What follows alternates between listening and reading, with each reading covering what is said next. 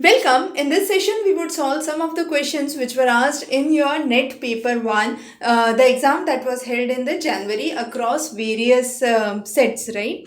So let's focus on some of the questions that were asked. The first question talks about permissive classroom management style.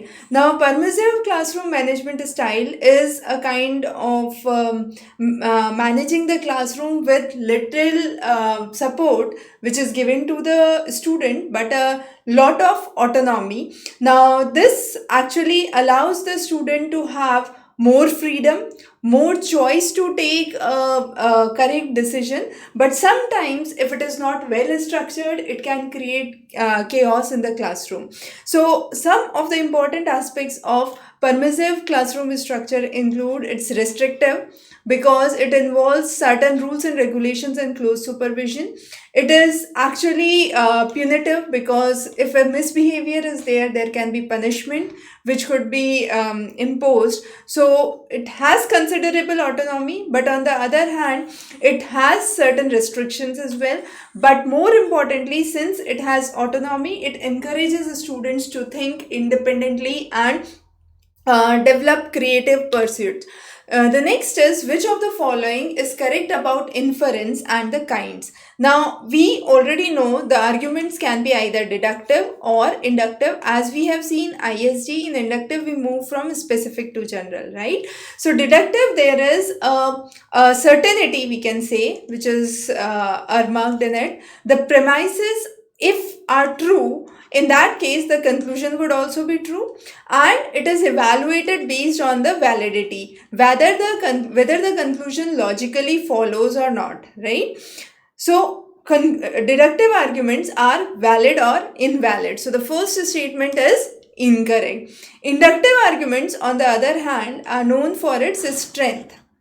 So important to understand, deductive known for its validity, whether it is valid or not, inductive known for its strength, whether it is weak or strong. So here 2 becomes the right option, right? A strong inductive argument with a true premise would usually have a true conclusion, right? So 3 and 4 again gets incorrect here. So the most important thing that I would recommend here is just go back and refer the class that we have covered already on inductive and deductive and the basic tenements of that.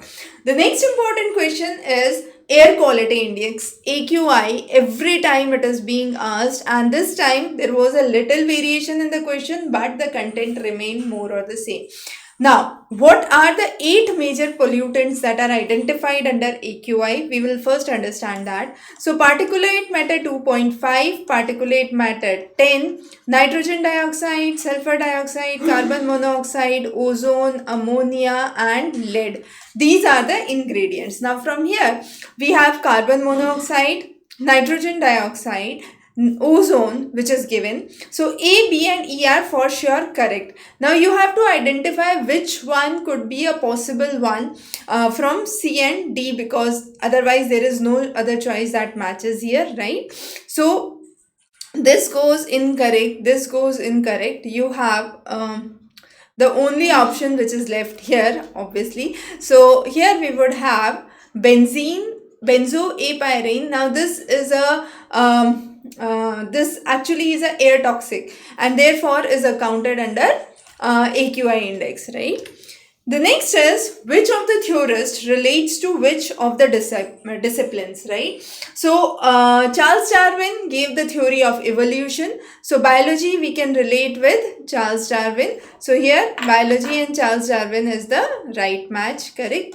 So the theory of evolution, as we said. Now sociology, Auguste Comte, father of sociology and known for the scientific study of society.